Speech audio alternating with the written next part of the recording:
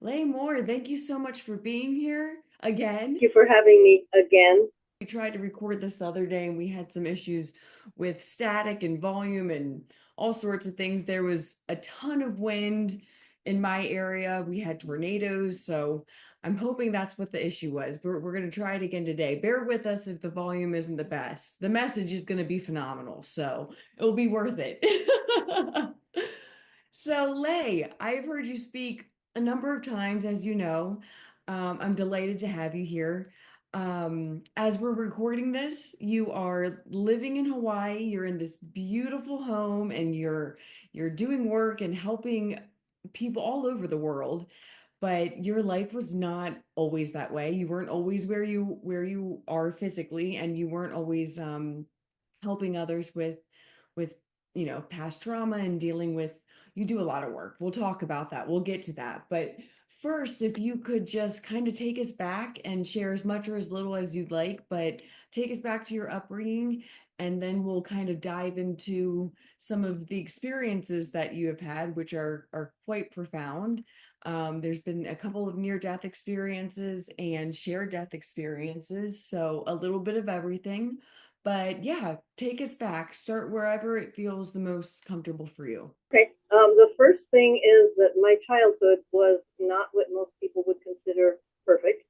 My mother was 16 and my father was 18 when they got together, and she had her first child before she was 17.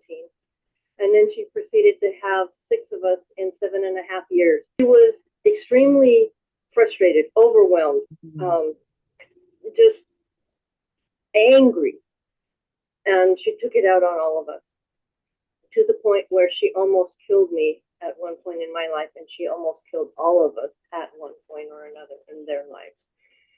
So with that, I left when I was 18 and zipped out of there, and then move on to the first near-death experience. My second son was born uh, when I was 21. The pregnancy had been fine. He was a little active, but everything was fine. When it came time for me to be in labor, he started doing flip flops inside of me. Instead of being down where they're supposed to be and calm and such, he was doing flip flops. So I don't blame the people who were there, the assistants who were there at all, but they had to physically reach up inside of me and turn him around many times before he actually came into this world. And that was beyond painful. Mm. My fingernails left marks in the wall behind me where I was trying to crawl out of the pain. But he made it into this world. And then afterward, I came down with this very high fever. It was 111 uh, Fahrenheit and 44 Celsius. So it was hugely high. I was laying on the bed in the hospital, and I'm not moving. I mean, that when you're that sick, you don't move much. And all of a sudden, I sat up and I looked behind me, and there on the bed was my body. There was no emotion, there was no fear, there was nothing, just calm. Oh, there's my body. And then I floated out of my body and into a dark, pitch black, beyond sight, beyond feeling, beyond anything, tunnel. I mean, it was the I it's now I understand that that's where the beginning of everything is, where the energetic mother, or whatever you want to call it, that's where I was. Wow. And I floated through this tunnel as for a little while, and then I came to what I thought was, I perceived as a widening. It could have been a room, maybe, but it's, again, it's so pitch black, you can't see nothing, no senses at all. Okay, but it still has this wonderful feeling from as soon as I got in the tunnel. It was bliss, joy, unconditional love, acceptance. I mean, it was beyond wonderful. Mm. And this place had the same feeling. I'm like, okay, if I've got the same feeling, wonderful. I'm good staying here. And then there was a voice, and I perceived it as male. I don't know that it was male, but it was the most kind, gentle, loving, unjudgmental, accepting voice. And he said, "Do you want to come now?" And I instantly understood what I was being asked, and it reckoned in me that I was making a choice. And I said, "I can't." I just went into this little panic, and I went, "I can't. I have two children to raise." And I felt more than saw or anything else a nod of the head, no judgment. Okay, you've made your choice. I zipped back down the tunnel, plopped in my body, the fever broke, and I was out of the hospital the next day. And then I realized that I had a purpose in being here. I had a reason to be here. I was supposed to be here. And that everything that had happened was to this point. But I had this very strict Catholic father upbringing. Um, and I understood also that, first of all, this was going to send me to hell. And that everything that I had just felt, as good as it felt, I had to, it had to disappear. I couldn't, it couldn't be. And so I pushed it down inside of me for decades. With the only thing that came from it that didn't ever go away was that people seemed drawn to me. Like they thought I had a very calming presence. And they would come up to me, complete strangers would come up to me and ask me deep life questions. And I'm like, I don't know why this is happening, but okay. And whatever came out of my mouth, which I never planned, it turned out to be exactly what that person needed to hear at that time. Wow. Okay, I don't understand it, but okay. And so I went on living my life for several decades. And then it became time that it was time for me to do something else. And I didn't realize this. I mean, I'm just going along living life. And I started getting illnesses, deep, deep illnesses, life-threatening illnesses, always with high fever. And but I didn't necessarily go to the doctor or anything for them. I know basically looking at what's happening around me or in the very near future after that, probably what these diseases were. But there was no testing that being done at the time when I got sick. I always got sick before the pandemic or whatever happened. Um, and so the first time after that, I was very, very, very sick, very weak. Um, it's middle of summer. They always seem to happen in like late August, early September. It's this time of year. It's blazing hot, and yet I'm covered in every blanket, every piece of clothing, everything I can have, and I'm still shivering. High fever. I'm sitting there in bed for 3 days, and I thought, well, if I'm going to stay here, it's been 3 days. I've had nothing to eat or drink, and I've had this high fever. I probably need a drink of water, which I know it sounds really silly. That's how you come out of this, a drink of water. Okay, so I crawled out of my bed and got a drink of water, crawled back to bed, and then crawled my way back into existence. And then, okay, exist a little bit longer. Another one happened. Same kind of high fever, same time of year. This time I don't feel like I'm going anywhere, but I end up somewhere else. And it's very warm, loving, the same feeling, just unconditional love, acceptance, and it's all wonderful, except that I can't see anything except it's like light, but the light is kind of a pink, orange, gray color, and it's very foggy. Everything is foggy. And so I can't see anything except this color. But I know there's a whole bunch of beings there because they're chanting to me. And they're chanting over and over. You have done what you came here to do. You have done what you came here to do. And I'm like, what? Okay, instantly back in the body again. If I've done what I came here to do, then maybe I'm not going to be here very long. So as soon as the fever was broken and I was starting to be able to move, I thought, I'm not going to be here very long. Maybe I should learn how to do this and do it right. So get on the phone. By this time, when I was the first one, we didn't have technology. We didn't have computers, cell phones. We did have libraries, but we didn't, and we had telephones. We didn't have any of the rest of it. This time I've got a cell phone. So I look at the cell phone and I'm looking up how to do this. And the first thing I come up with is Ram Dass. Okay. And what a great teacher to come to. And I learned and learned everything I could from him. I studied everything I could find from him. And in fact, this one was, I studied this for a couple of years until he was just about to pass. But I had learned from him that what he knew about this is that we could never die. None of us can ever die. That we are eternal beings of light. We are here in this perception of our body, right here, having an experience. But when we leave the body, we don't necessarily go anywhere. We become everything. Well, we are everything anyway, but we re-know or re-feel that we are everything and we are everywhere. Now I've got all of this and I'm using, I get myself strong enough to get back to doing something.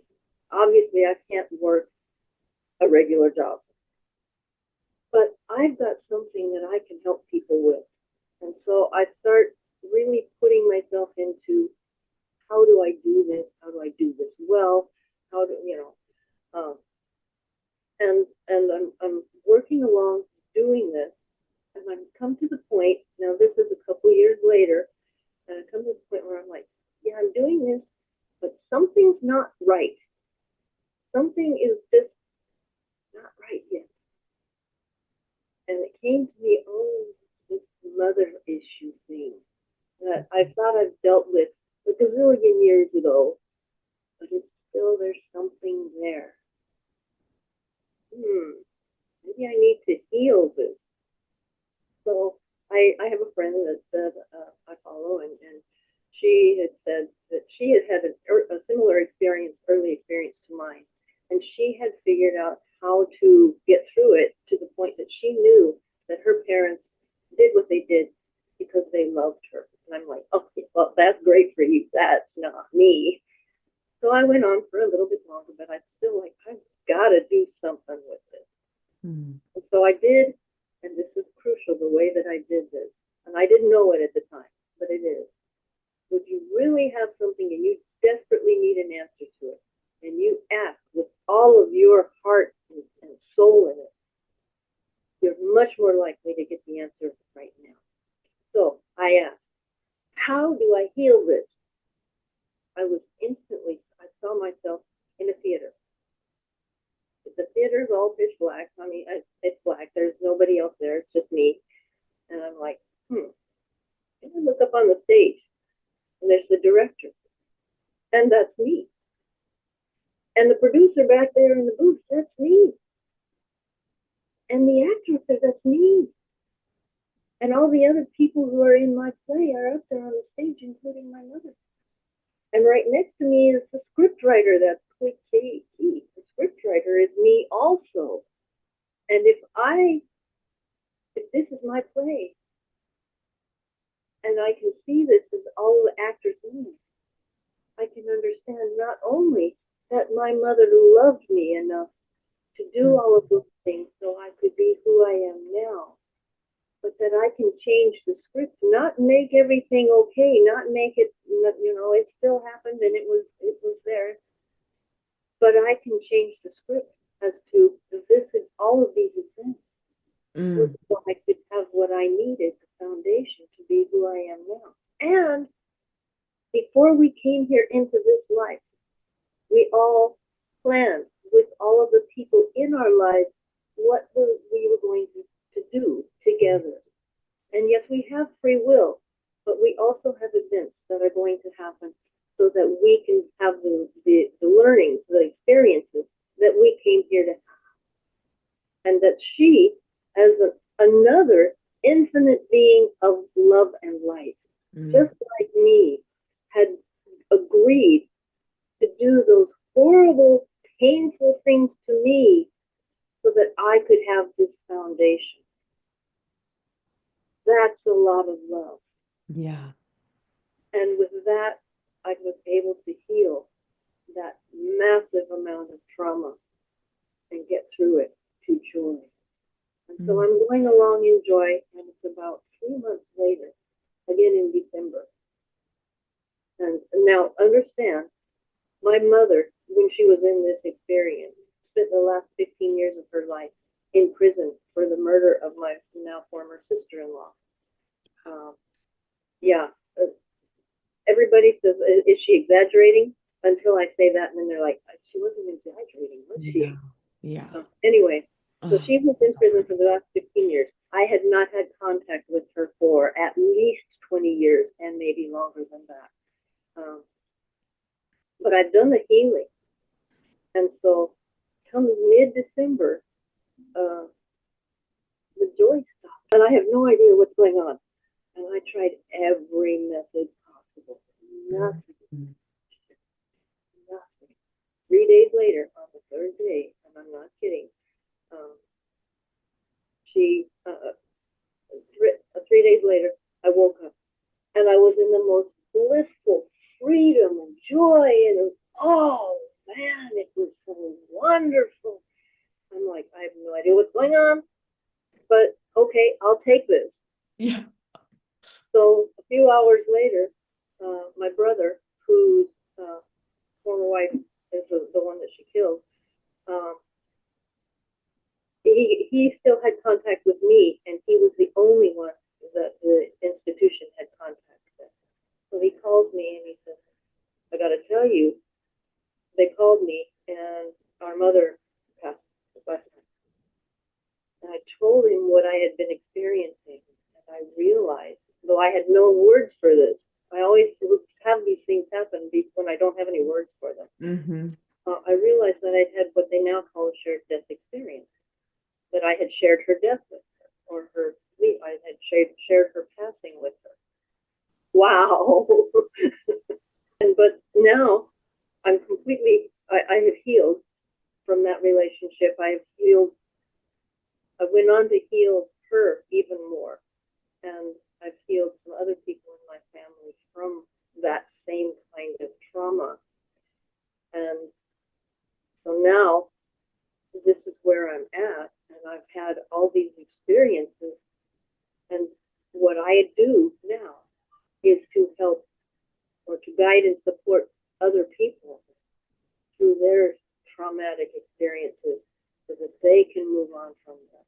And it's I have to tell you that my favorite people, especially this wonderful time when I mean, everything is changing and we're all transforming, and it's extremely confusing and it can be overwhelming and it can be frustrating.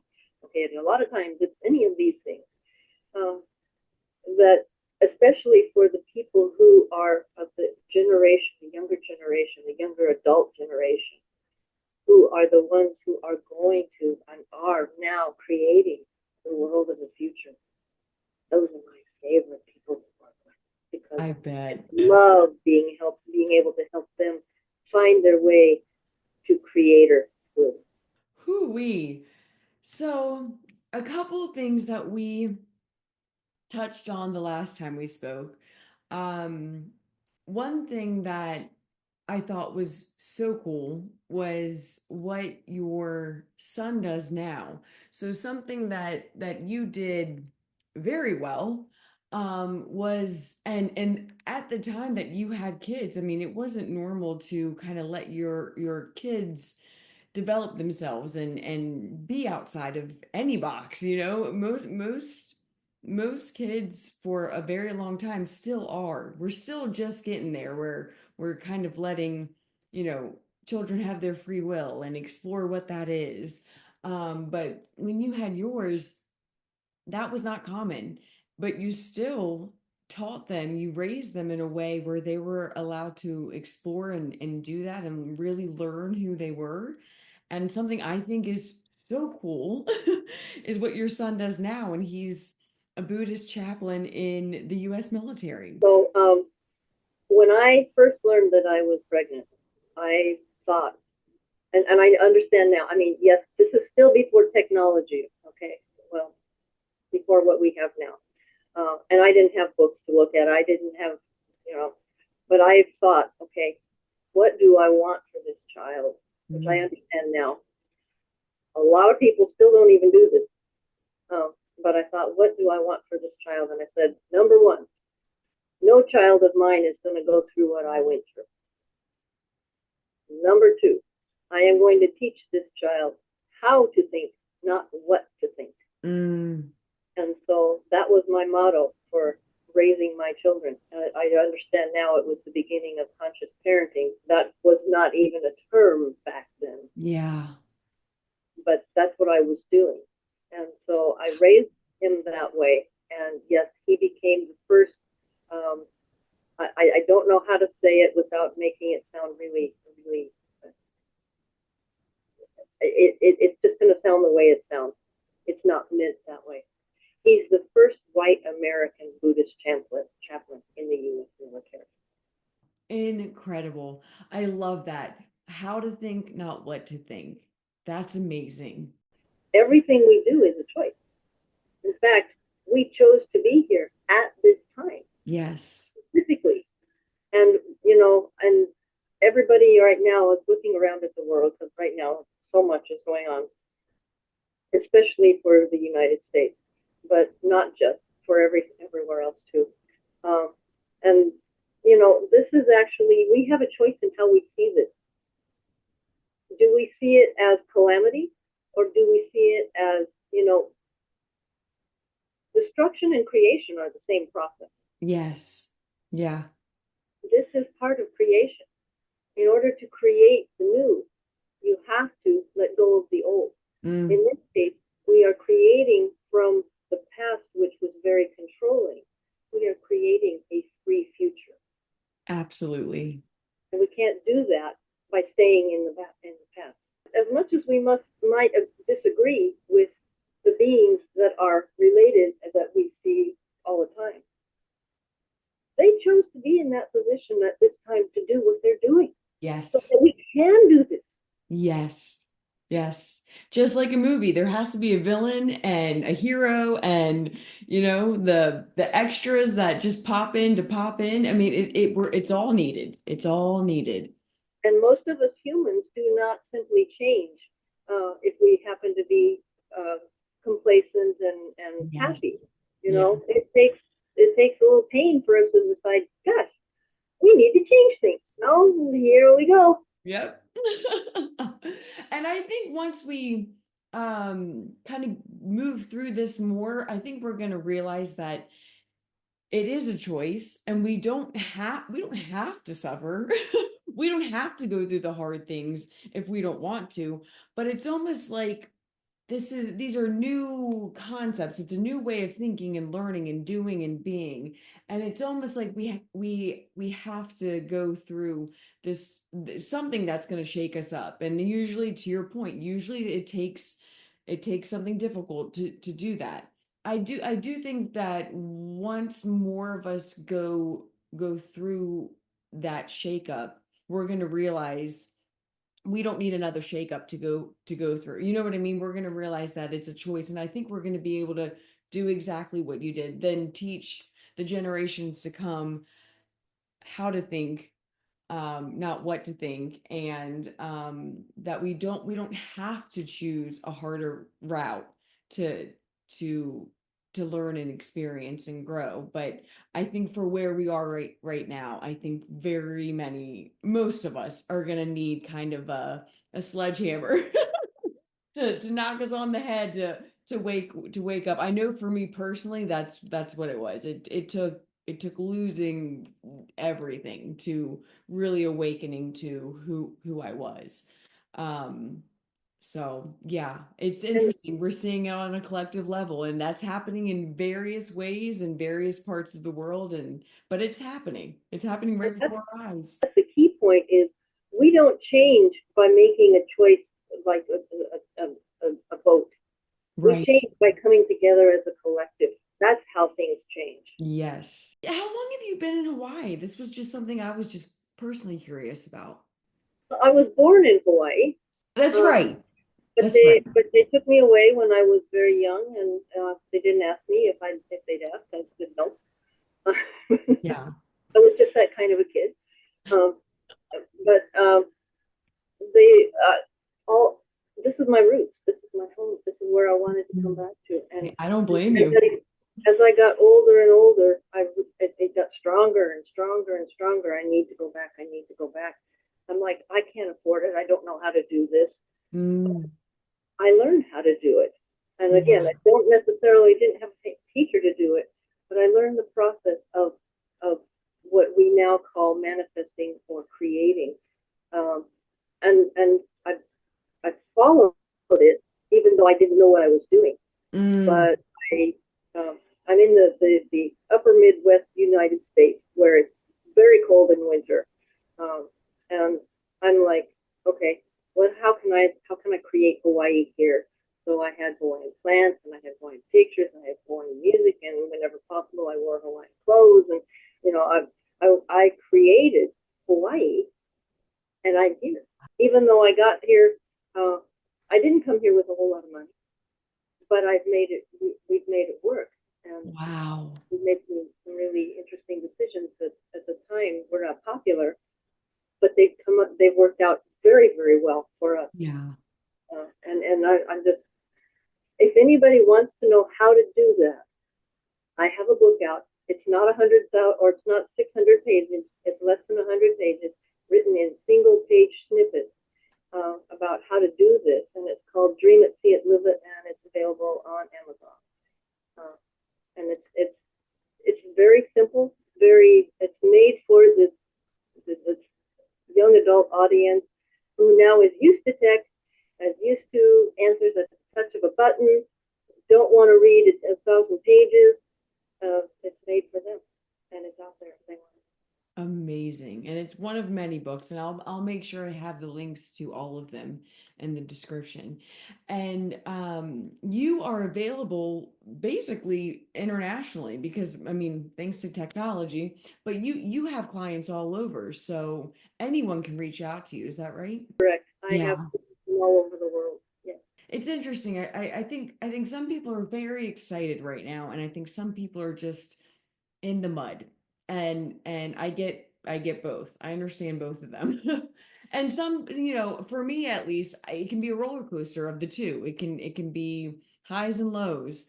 So yeah, just any advice for the audience just as we go through what we're going through as a collective. The key operative here is love. Love yourself, love others, love everything. Just understand that each and every one of us was created from the same creative energy source, which is all that is. And we were created of unconditional love. And I mean love beyond what you can even imagine, what I have felt. And this is who each and every one of us is. You are a being of light and love, and there can be nothing else. We are all energetic beings. It's kind of stuffed into these little bodies that's our perception of who we are. In reality, we are love and beings. And if we could see us as those beings, we would see all sorts of little points of light, many, I mean, billions of little points of light, and everything around us, all the trees, all the animals, everything would also be little points of light. And it would be such a beautiful, beautiful picture. And Mm. we need right now, each and every one of us, you are here as a unique part, a unique piece of this light. You are a unique strand on the tapestry, and you have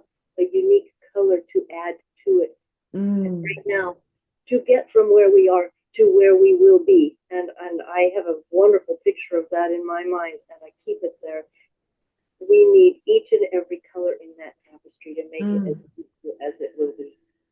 I am just so inspired by your story to consider what you've been through, where you started off, and where you are now, and what you're doing now. I mean, it's just, it's beautiful, it's inspiring, it's encouraging, and it's truth. It's authentic. I love it. I just love your story. I really do. Thank you so much for doing this. I'm honored and I'm just grateful to be here